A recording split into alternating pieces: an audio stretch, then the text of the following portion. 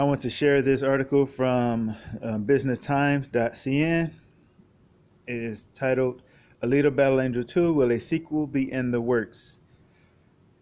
Now, I wanted to share this because, like yesterday, an article came out from, I guess you can call it, it was really poorly written, and I didn't talk about it, but in that article, I think it was, oh, I can't remember the name of the website for some reason, but they speculated that, well, they tried to claim that there were reports that Disney would be interested in working on an Alita live action streaming show, and there are no such reports.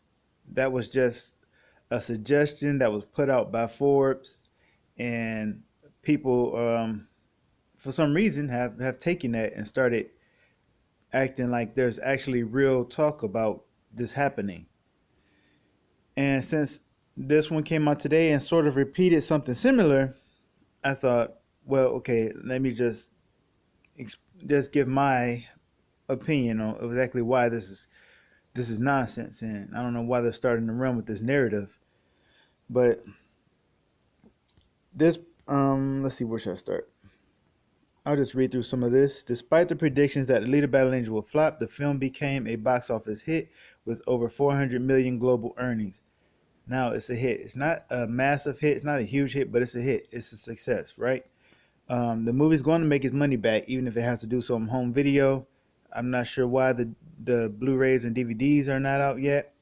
There was a video I saw yesterday that I really thought about sharing with you all.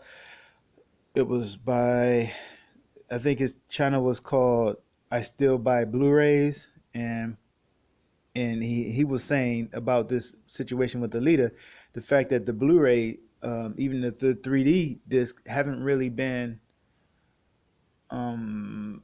like normally they would be on sale right now and or for pre-order, and since it just doesn't appear to be the case, especially with the 3D and 4K, this really just seems to be an odd situation.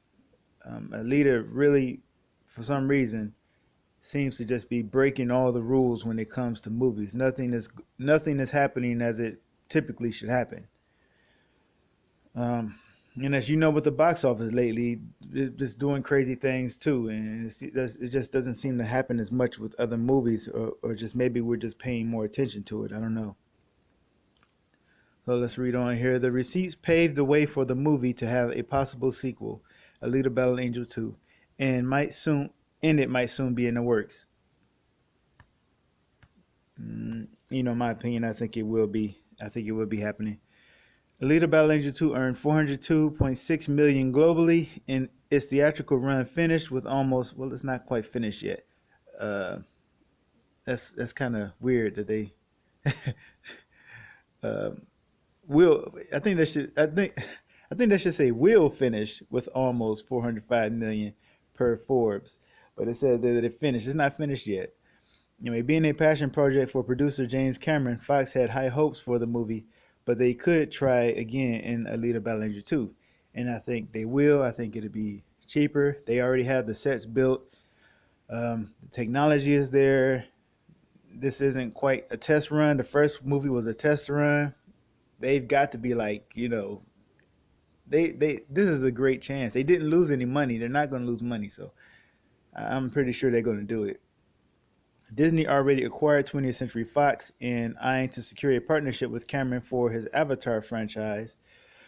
But let's just pause right here and say that, yes, Disney acquired 20th Century Fox, but the rights for Alita, the movie rights for Alita, does not go with 20th Century Fox. James Cameron owns those rights. And let's see here. But what's interesting here is that they say that Disney is eyeing to secure a partnership with Cameron for his Avatar franchise. I thought they already had something going since they had I think they had an attraction with Avatar. Disney has some kind of, I need to look into that and see what Disney has going on with Avatar, because they must have some kind of shared rights arrangement for that. So as the studio is planning to release more theatrical films and streaming contents, there are predictions Alita Battle Angel 2 will be part of it. Now, here's where we get into the I guess the meat of it. The predictions, as far as I know, there's only one person who has, maybe not one person, but there's one source for these predictions, and they are from Forbes. I'm going to show you the article where he himself made a suggestion, and I'm not quite sure. He never said that his suggestion was based on anything that he heard or anything else other than just his own, um, you know, just predict not prediction, but it's just his own suggestion. Disney may ask Cameron to continue Alita Battle Angel 2 on Disney Plus and turn it into a live action or animated series. Or the renowned filmmaker may convince the studio to work again on the franchise to create a sequel that has a bigger and better story than the first movie. It may come after he works on Avatar. There are assumptions that Alita Battle Angel 2 may work better in the box office if it has a better release date. In an interview with Digital Spy via MovieWeb before Alita Battle Angel hit the big screen, Cameron already talked about the possibility of making the movie sequel. Yes, he did, and he has titles for those sequels, and there's no way he's not going to do it. Well, obviously, we have a plan for that, Cameron said about Alita Battle Angel 2, but it's cheeky to set up a sequel before you're proven. Cameron explained that it could blow back in their faces uh, do, if they would do Alita Battle Angel 2 right away without seeing how the first movie would perform. So he's waiting to see how the first movie performs, but he's already met, in my opinion, I think they've already got what they need. They're just being very slow about announcing, we're getting to work on the sequel. I think this shows that Jim Cameron just likes to keep things close to the vest. He doesn't, or close to the chest. He doesn't seem to be too eager with just putting things. Or maybe maybe what he's really doing is he's doing some kind of. Uh, I don't know what's going on behind the scenes with Disney. First of all, I don't know, but if I was in his shoes, I wouldn't play my I wouldn't show my hand too early, you know, because right now it's like I said, he has all the leverage. He has the rights to Alita. He doesn't have to work with Disney. He can go somewhere else. And in a case like that, I would probably not let people know exactly what I'm thinking yet to see, what what opportunities may pop up. So if he was to say he was going to get to work on a sequel with this studio or that studio or whatever, then it may sort of limit what he may be able to get out of it potentially. Where am I? I hope that makes sense. But anyway, however, Cameron admitted that he was not worrying if. But I skipped a part, didn't I? But it doesn't matter. We're getting to the end of this. Um, let's see here. I read this last paragraph. Although Alita Battle Angel didn't become a big box office hit, it received a 60% approval rating on Rotten Tomatoes. Actually, it was 59. It's probably 59% still, but anyway, that's still borderline rotten, and it just fluctuated between 59 and 60% the whole time. They kept it there for a reason. So they kept it rotten most of the time so that people wouldn't watch it. But 94% of the audience liked the movie. They gave it positive ratings, approved of it. 94% versus 60%. That's telling. That's damning right there. So fans have to wait and see if Disney would announce the making of Alita Battle Angel 2. I like how they try to put all the the power into Disney's hands, you know? So fans have to wait and see if Disney would announce the making of Alita Battle Angel 2. And no, we don't. It's not up to Disney. So this is just what I'm trying to say. It's not even about, even though I don't really want Disney to have their hands on it, it goes a little bit beyond them actually. They don't have that kind of power. It's not up to them. and I just want that to be known. All right, so stupid ass. So this is the Forbes article that Scott Mendelson had wrote, and this is the one where he himself said that Jim Cameron didn't have to work with Disney. And if you know that Cameron has the rights, then you know that's true. So it's not just a matter of him saying it, so therefore it's true. It's not. That's not the case. But he also, as you will see, he also says that I believe it's this one that the Disney is considering. No, he suggests that Disney should turn it into a streaming service, and I think this is what everybody's running with. So after Alita hit 400 million, the first thing we got from Forbes was it was a negative spin, but he what he likes to do, as I pointed out before, is he likes to make it seem as if he's not really biased against the movie. And it makes him really kind of hard to figure out because you kind of like, is he serious? Does he really like the movie? And he's just saying negative stuff to be a troll, or is like, where is this guy at on? Is he like chaotic evil, or is he lawful evil, or what is this Scott Mendelson guy? So let's see where it is. This actually happened Sunday. I was thinking about something else I might want to read, but let's just skip down to, I believe it was, did I just pass it? Nope, I think it is here. Sorry, I think this is it here. All right, I will start at line. Um, Let me see. That's a pretty safe bet. Um, no, I start at while Cameron. I start right there. While Cameron. While Cameron himself owns the film rights to the Alita saga, he, Landau, and company would still have to find a studio to distribute it, and Fox is now off the table. So that is Scott Mendelson himself saying that Jim Cameron owns the film rights, and all he needs is a studio to distribute the movie. And what he goes on to do after that is he says, if you really want a sequel to Alita Battle Angel, you best make sure that Cameron's first Avatar sequel makes so much bloody money for King Mickey and Queen Elsa that producing and distributing another pricey Alita adventure becomes akin to a thank you. So he kind of, it seems like they're steering us to still having some kind of loyalty to Disney. Like Disney, what I mean, it's like they're shilling for Disney still. It's crazy.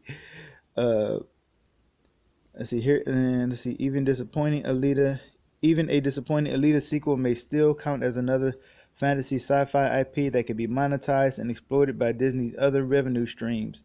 You can play Motorball at Epcot, especially if Bob Iger and friends don't want. I'm going to highlight this part. Especially if Bob Iger and friends don't want to risk letting another studio strike gold on the second attempt.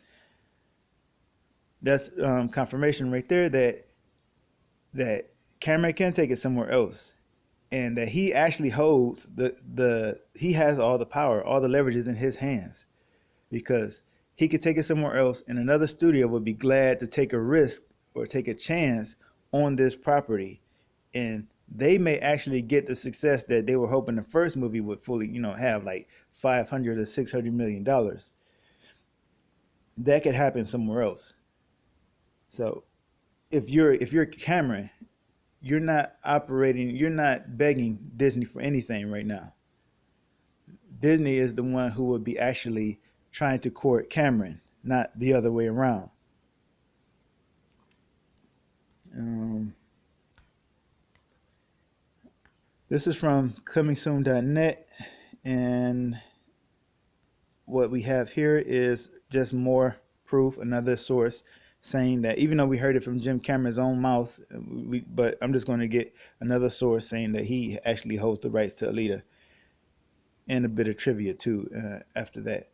So the original manga titled Gunum or Gunmu Gunmu, I'm not exactly sure how to pronounce it, Gunmu maybe, known in America as Battle Angel Alita, was created by Yukito Koshiro in 1990 and was turned into a two-part OVA in 1993. Cameron's Lightstorm Entertainment bought the movie rights to the title back in 1999, fresh off their record-breaking success with Titanic. So 1999, he's had the right for 20 years, and yes, it has taken this long to get the movie out. Oh, so here's the bit of trivia. This is it. Then I'm finished. There was one point here because there was some questions about not some questions. Some people would like to attack the movie by claiming that Alita is a that people are only interested. Number one, they'll say only alt-right trolls or as Mary Sue says, men who hate women love Alita, stuff like that. But another attack that has come against Alita and the people who love Alita is that she's basically pedo bait. And let's see, is this the part? If you watch the movie, you know she's not. She's not appealing in a pedophilic kind of way, but that doesn't stop people from making those accusations anyway. Oh, here it is. Okay, so this is just confirmation of her age, what her actual age is in the movie, physically or her body wise, whatever. Today is the 60th of the day 60 of a 64-day principal photography schedule. Landau explains that Rosa Salazar, whose character ages 13 to 18, will be completely CGI in the final film in order to give her the big-eyed appearance of the classic anime character. So the first body she's in, Balloon, it was a body fit for a 13-year-old girl. But her brain is actually teenage. Um, and even though it's like maturity-wise, it's a teenage brain, she is over 300 years old. It's just that her brain has matured to that of a teenage age. And so at the final part of the movie, or the latter half of the movie, she gets her true form basically, because what we learn in the movie is that when she gets into the new body, it begins to change and it begins to take on her subconscious image of herself. So this is the point where she's essentially 18 in her mind and in her body. If she was 13 or 14, her subconscious image of herself would be a body of a 13 or 14-year-old, but she has a fully mature 18-year-old body. So that shows her mental age as well. So there's nothing pedophilic about this character. Just put that out there. If anybody comes at you and tries to claim you're a pedophile for liking Alita, you can explain that to them. Okay, I thought I should, before I ended the video, just find that one source that I was talking about where it was suggested that Disney may put Alita on a streaming service instead. And that was put up by Mark Hughes. I feel like Scott Mendelson had mentioned it before as a suggestion, but right now, Mark Hughes is the only definite source that I know that I can find. So, Mark Hughes in his article says right here, I will just start a little bit above because there's also some other interesting things that people should hear. All right, so I'll start in each case. Okay, in each case, the films underperformed and had anywhere from a B to A.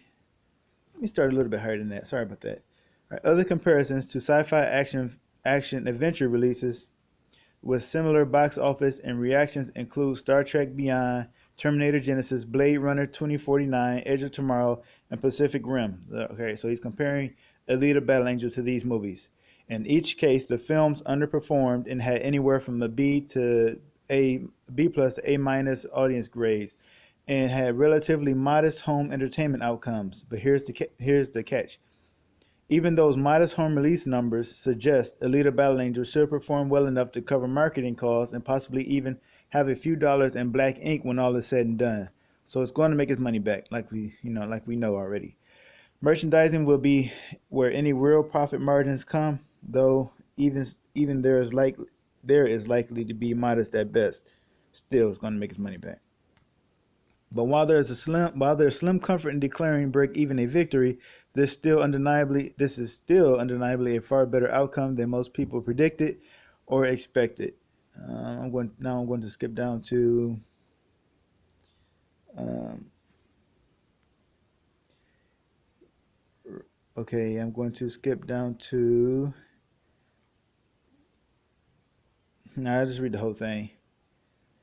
No, there's no denying Fox had higher hopes for Alita Battle Angel, and it was a passion project for producer James Cameron. So they are surely disappointed it hasn't launched a successful blockbuster franchise yet.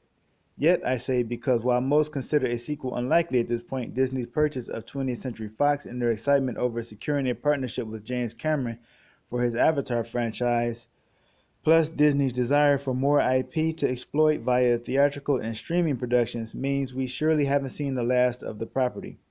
I can imagine. Okay, here we go. This is where this is all coming from, where people are saying that there are reports of Disney making a streaming series, and there are no reports. This is the source right here. I can imagine Disney convincing Cameron to produce a streaming series to continue the Alita franchise on Disney Plus, as either a live action or animated series. So this is where that is coming from, and people are running with it, saying that there are reports that Disney is going to do this and things like that. I don't know. I don't know when that became. I don't know when somebody's imagination became like a real possibility. Like enough for you to write an article on. But that's the way it is. So, all right. So this is definitely the end of the video now.